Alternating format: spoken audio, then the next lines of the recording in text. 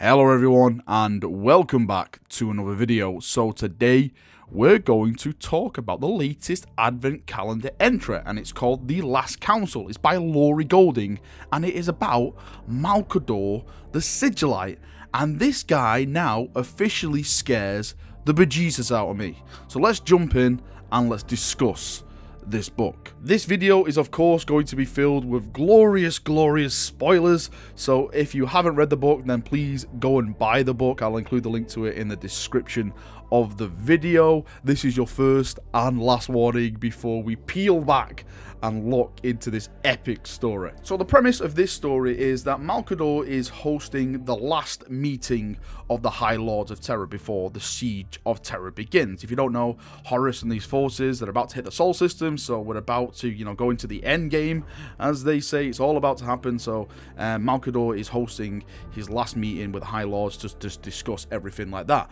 But the funky thing and the most amazing thing about all this is that we get a flashback where Horus is still loyal, Alferis is still loyal, and the Khan is still loyal. And all three, well, Khan has always been loyal, excuse me.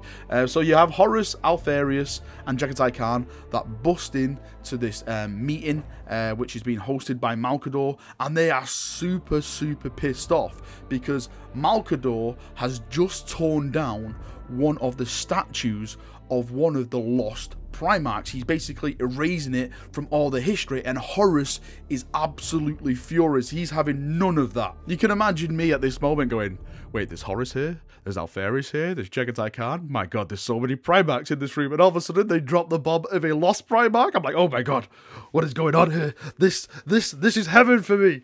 You have Horus going into this epic monologue. I'll just read a couple of lines from it. He says, my brothers and I have come to put an end to this madness once and for all. The history of the Imperium is not something that can be amended. We will not allow it. We know the price of destiny, Lord Regent. We know the sacrifices that must be made. There was always a chance that some of us would not live to see the galaxy united beneath our father's banner. But to deny that they ever existed, to openly dishonor the memory of our fallen brother, what gives you the right to decide that in secret behind closed doors? At this moment, I was like, Holy Emperor, what is about to go down? You've got Horus here, you've got Jagatai Khan, you've got Alferis. I absolutely loved Horus before he turned the way he did. I was so sad. Like, when I was reading Horus Rising, I was like, no, I don't read this because this guy's going to go down this path, and he's so cool. Jagatai Khan is just an absolute boss anyway, and Alferis, I think everyone loves Alferis, the little trickster and stuff like that. So I'm thinking, all right, you've got these three Primarchs going against Malcador. Really, what can Malcador do but to bow down? But oh my Holy Emperor, no. Oh my Holy Emperor, no. Malcador does not take it on the chin. You do not mess with the Lord Regent of Terror. So Malcador, like a boss, he sees what Horus is saying. He just sits back in his chair. He looks Horus right in the eye from underneath his little hood and gives this epic badass speech. While our great emperor is absent from the throne world, I carry his authority and I act in his name. We here, we lords and ladies, have given the matter adequate deliberation and decided that a tribute to the fallen and disgraced Primarch is not a moment worthy of our investory. The statue will be removed and the marble pulverized and used to line the paths of the state gardens of the inner palace. And Horus is like, not worthy? He's like, you son of a bitch. And like Horus is like, you can't even say his name, can you? You can't even say his name. Say his name!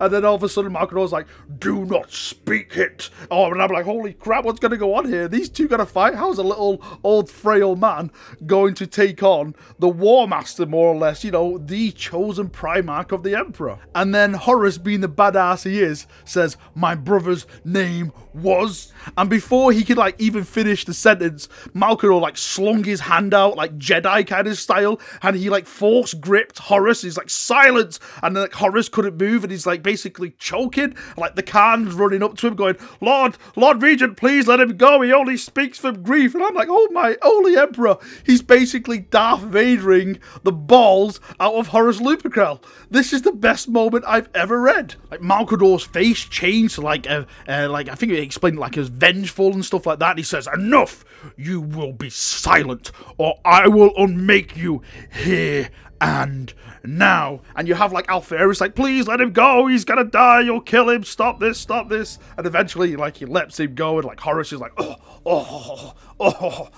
like he's basically just been slapped down off Malcador in front of his brothers and all the people that were in the meeting. It's a huge slap to the face of Horus. I was just completely blown away. I was like, oh my holy emperor. Like I knew Malcador was a powerful psyker, but to have that control just like in a blink of an eye over a Primarch, like he could, like he stated, he could unmake him there and now. I basically thought only the Emperor had that kind of power. Now there's more revealed in the book, but I don't want to go into that because I don't want to spoil the full book here, because you should go and get it and read it because it's that amazing. There's goes into a bit more detail about Malcador, his kind of his real identity and stuff like that. Really, go and get the book. You will lose yourself.